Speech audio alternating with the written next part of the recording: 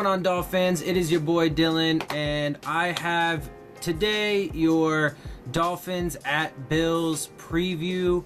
So I'm gonna go through this real quick. Before I get into it, though, I do have one thing I wanted to talk about. I actually got a question from Jay Cray. He wanted to know what my thoughts were on keeping Cam Wake and what the situation would be for next year. So obviously, we're getting towards that, and I'm really glad he asked me this question. There have been some reports, speculating and so on and so forth. He's getting ready to turn 37, blah blah blah blah blah.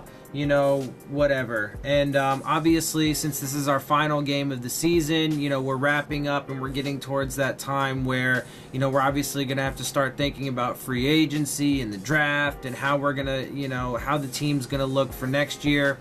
You guys already know how I feel about the front office and everything. I personally think that, Tannenbaum should be given the time that I believe, Adam Gase and Chris Grier, the entire organization should have the same amount of time. I think they should all have the next 2 years and then hit the reset button then. But as we all know, it's likely that Tannenbaum is going to get fired. I really hope he does stop there, though. Even though I'm not a fan of, partial resets, I think it would be a travesty and a big mistake to get rid of Adam Gase, to get rid of Tannehill, to get rid of Chris Grier. So I hope he stops there. But as far as players go, obviously we're going to get into this a lot more. So, I'll hold most of it for future videos. But, since I had the question and since there is some talk about it, as far as Cam Wake goes, first and foremost, I do think that we need to bolster the defensive line going into this next draft and, maybe even into free agency. I want... Because I think that is one of the personnel-wise, when it comes to personnel, I think that's one of the areas in which we are, lacking the most. Even at the beginning of the year, even when we still had Vincent Taylor and William Hayes and whatever, I still think that was one of those positions that we were a little bit deficient at. And same thing with the interior of the offensive line. I felt that way even with Kilgore and Sitton. I thought that we needed better backups and so on and so forth. But anyway, let me stick to topic here.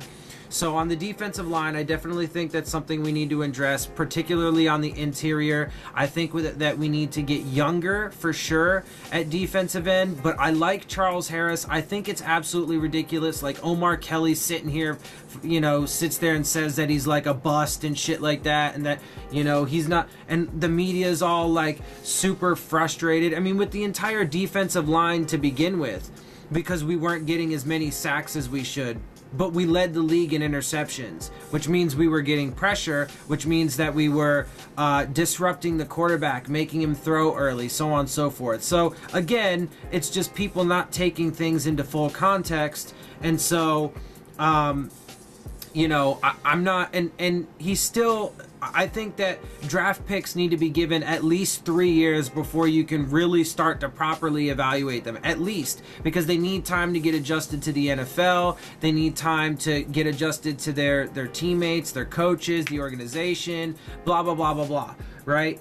So I'm by no means down on Charles Harris. I mean, he just got his, a sack in this last game. I think that he's improving, and I think that he's going to continue to improve, and I think he's going to be an asset for us.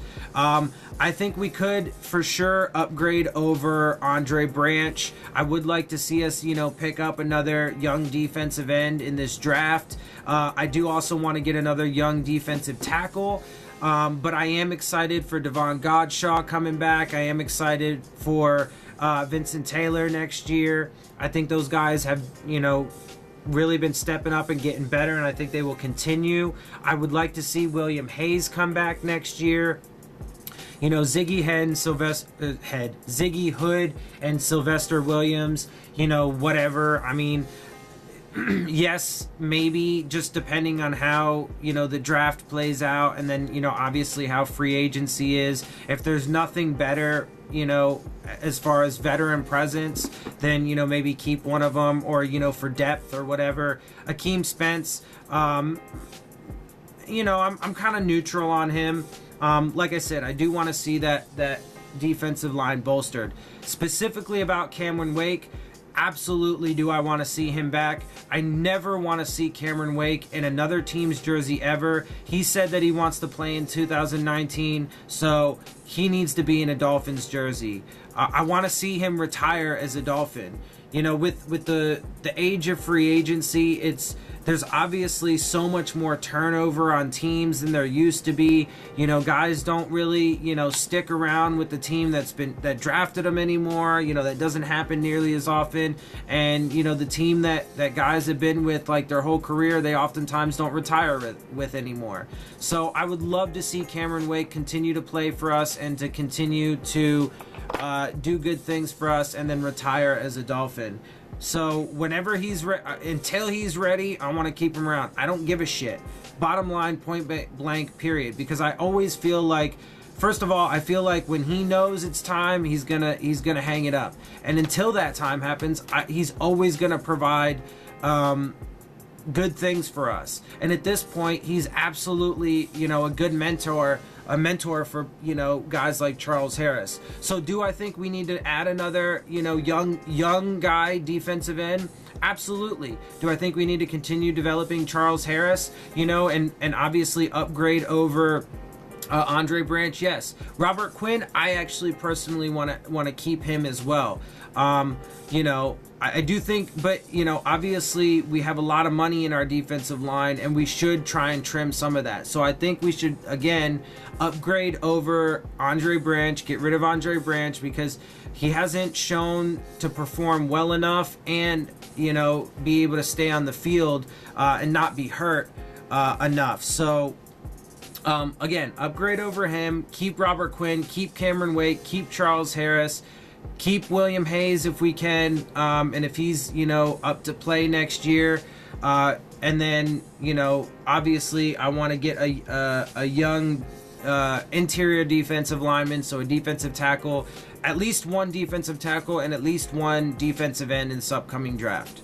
So I hope that answers your question, Jay Cray. I hope you, I hope that satisfies what you were looking for. And, look, man, I think that going into next year, if we can get a couple new, young guys, I think that we're going to be all right on that defensive line. Again, the main thing is, that the main thing for our season this year was injuries. So a big part for next year, and improving for next year is going to just simply be get guys healthy and then have another good draft. And I think we'll be all right. So going into this game now, let me go ahead and give you the injury report really fast. Let's see. TJ McDonald is listed as doubtful. I don't think he's going to play. Odds are he's probably not going to play. Xavier Howard was listed as questionable, although at this point it seems like he's probably not going to play. Unless he's feeling really great and convinces Gase that he's feeling really great, which honestly is perfectly fine with me if he doesn't play because I want him to be healthy for next year. Let's see. Kiko Alonso was listed as questionable, although I think he's probably going to play. Andre Branch and Ziggy Hood were also listed as questionable. I think they'll both play. Let's see. And then for the Bills, let's see, wide receiver Deontay Thompson and linebacker Julian Stanford were ruled out. That's actually a pretty big deal. Those are pretty major injuries and guys not to have for this upcoming game. Running back Chris Ivory and cornerback Ryan Lewis were listed as questionable. Ivory was a full participant and Lewis was limited. So they are actually going to be missing, an important linebacker and wide receiver for them. So that obviously helps our chances going into this game. Which it's gonna, it's the Bills. It's always a tough game. They have Josh Allen, who obviously, we have historically not done so well with running quarterbacks. It's probably going to be cold because we're going to be in Buffalo. of course, I think we're gonna win this game. You know, but we'll see. It's gonna be tough, and if I'm being realistic, it is absolutely possible we could lose this game for, you know, all the reasons I mentioned, you know, and whatever. So, but you know, like I said, I don't think so. I think I think the team's gonna come out fired up, ready, you know, to have. To get one more win, man, and just even our record up at 8-8, and then, you know, start getting healthy for next year. Because I think that, you know, within the locker room and within the organization, you know, they, for the most part, that, you know, they realize that, you know, the injury, as much as they're all politically correct in their, you know, interviews and so on and so forth, they realize that the injuries were a major, you know, took a major toll on this team and were a major reason why, you know, we weren't able to, you know, do as well as we had hoped. So let me go ahead and get into this a little more. So obviously we are 7-8. The Buffalo Bills are 5-10. League standing wise, points per game, offensive league standings, points per game were 20.1, which is 25th. They're at 15.1, which is 31st. So their offense is pretty terrible. They have a good defense though. Yards per game, we're getting 294.2, which is 30th. They're at 293.1, which is 31st. Passing yards per game, 184.9 for us, which is 30th. 171.9 for them, which is 31st. Rushing yards per game, we have 109.3, which is 19th, and they have 121.2, which is 12th. Points allowed, defensive league standings, points allowed, we're giving up 26.1, which is 26th. They're giving up 23.8, which is 18th. Yards allowed, 391.7 for us, which is 30th. 298.7 for them, which is 2nd. Pass yards allowed, 247.8 for us, which is 19th. And 182.7 for them, which is 1st. Rush yards allowed, 143.9 for us, which is 31st, and 116 for them, which is 19th. In our previous games, we had 183 total yards. They had 289. We had 121 passing yards. They had 217. We had 62 rushing. They had 72. We were at 4.3 yards per play. They were at 4.9. Both teams lost a fumble. We threw 1 interception. They threw 2. We were 22% on third downs. They were 16. We had the ball for 25 minutes, 15 seconds. They had it for 24, 22. We had 10 penalties. They had 3, which for the purposes of this video and this game, don't read too much into that. It's actually pretty surprising they only had 3. The Patriots only had 5 in that game. It's surprising because of the fact that, you know, the officiating has been so terrible this entire year, and pretty much every game seems to be almost nothing but flags the entire way. So that seems to be a bit of an outlier. I mean, our game versus the Jags, there were 20 accepted penalties, 10 on each side. That doesn't even include the ones that were declined, which is absolutely ridiculous. But of course, the Patriots played in that game, so who knows? That could have had something to do with it, despite the fact that they actually had 2 more penalties than the Bills. But anyway, that's neither here nor there.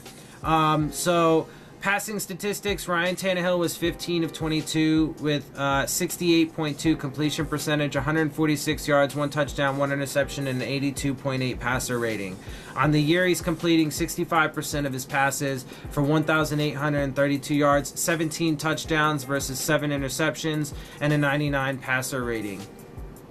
And so, look, man, if just real quick, if he had a solid offensive line and they didn't get demolished by injuries, if his, you know, wide receiver core didn't, like, basically if the team stayed healthy throughout the year, I think even that, just that alone would have helped us overcome a lot of the terrible officiating, frankly. But if all of that was true, and if we stayed relatively healthy, and then he didn't miss games, if you extrapolate that and you know, put it over the course of a 16-game season, he would have had a really good year. But of course, you know, most Dolphins fans don't want to pay attention to that. They just want to trash on the guy and then be like, oh, you need to be fired, even though he literally at times bleeds for this team. But, you know, nobody gives a shit about that. The media doesn't give a shit about that. Most fans don't give a shit about that. They just get all crazy in their emotions and want to fucking fire everybody and just plunge us into even more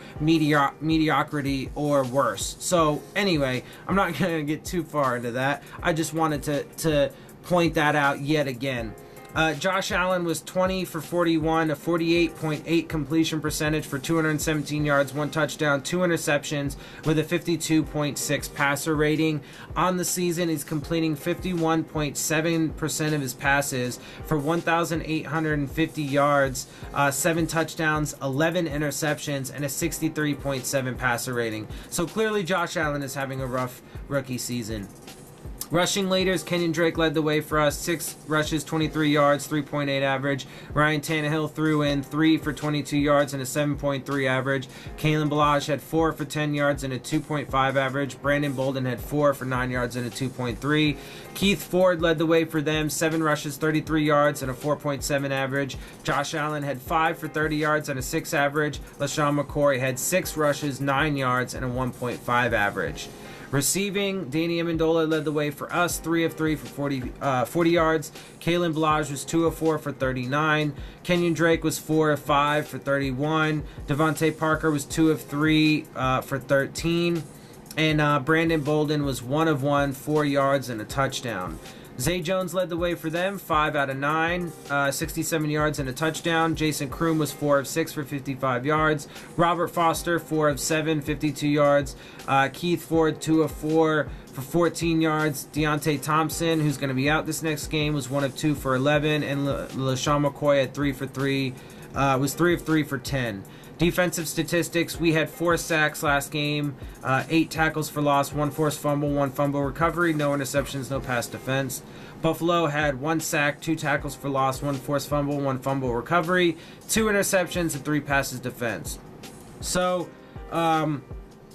here, you know, I wouldn't normally say my 5 keys to winning the game, but for this one, frankly, I have 3 things, and it's not so much necessarily keys to winning the game. It's just the 3 things overall that I want to happen in this game. Number 1 is to stay healthy. I don't want any more guys getting hurt, especially it would be absolutely catastrophic if, you know, somebody had, you know, a year-long injury, you know, so like if somebody tore an ACL and then was going to be out for like all of next year.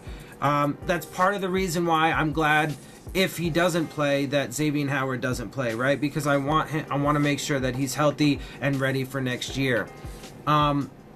Number 2, play fundamentally sound football. You know, just play, you know, execute what's called, make sure everybody's in their assignments and so on and so forth. And then, you know, if they stay healthy and play fundamentally sound football, then I think they can do number 3 and come away with the win. So for me, you know, obviously this game doesn't really mean that much. So I just, except for, but at the same time, I will never, ever, ever, ever, ever, ever be one of those fans that says we should lose on purpose. I don't give a shit. And frankly, you've heard me bitch about Omar Kelly quite a bit, but honestly, honestly, I've actually agreed with him more recently than in the past. And recently he did say, he tweeted something out saying that, you know, he's the same way and that, you know, it doesn't matter where you draft, but who you draft, which is absolutely correct. You know, I mean, look, the fucking Patriots are, you know, perennially at the bottom of the draft pool in each round, right? So, I mean, same thing with like the Steelers and so on and so forth. So fuck all that. That doesn't matter. I will never, ever, ever say that we should lose on purpose. So I want us to go out and win this game, but I want us to stay healthy and then, you know, start preparing for next year. Get guys resting up and getting ready. So, Jesus. Prediction. I think that it's going to be a Dolphins win. Let's say it's probably going to be a low-scoring game. It's going to be cold. It might be snowing. Who knows? We're both pretty beat up. Both offenses haven't over the course of the year done a whole lot. You know, we'll see. So I think it's going to be a mostly defensive game. So obviously that means I think it'll probably be low scoring. So let's say 17-14 Dolphins. And we're going to come away with this win, man. I don't give a shit. I always back the team. I always stay optimistic and positive. I don't care what anybody says. I don't care what happens. I will never be one of those fans. So to you know, get down on the team and blah blah blah. So I think we're gonna come away with this win. We're gonna end the season at 8-8. And frankly, even if we do end the season at 7-9 and lose to the Bills, again, even though people don't want, and this is the last thing I'll say, even though people don't want to look at it, that is still amazing, right? So that's like all these people who want to have Gase fired, coming away with 7 or possibly 8 wins after losing half your team and tons of your starters and so on and so forth. The things that this dude has had to deal with and overcome and still, you know, managed to do what he's done is spectacular to me. And the fact that Dolphins fans want to give up on that and just trash him and not give him, you know, a chance to have, you know, a healthy squad and, you know, have it in his image and have a few years with his coaching staff and all that, it's just absolutely crazy. It blows my mind. And I can't stand people's irrationality, man. It really annoys the shit out of me when people are just totally, absolutely 100% irrational and just say the most ridiculous things, no matter how much it makes sense or doesn't make sense. Like, anyway, so enough of that. I'm not gonna get on a whole big spiel about that right now. You guys know how I feel. So I'm gonna go ahead and let you guys go. I hope you guys enjoy you know, my show. Hope you guys enjoy my videos, and if you do, make sure you hit the subscribe button, make sure you hit the like button, make sure you hit the bell if you want to get the alerts. Make sure you leave your questions, comments, and concerns down in the comment section. As you noticed, I, you know, will and have, as I've said, you know, I will answer them in my videos for you. I do like doing that, and I love interacting with you guys. And then, of course, also make sure you follow me on Twitter at Dillon Tartaro. You know, I post my videos there. I tweet stuff out. I retweet stuff. Mostly football stuff, some political stuff, because I am pretty big into politics and the state of our country and trying to fix that as well. Not just the NFL, but, you know, so I do, you know, I am pretty active on there, so make sure you follow me. So with that, guys, I am out. I will see y'all soon. Fins up.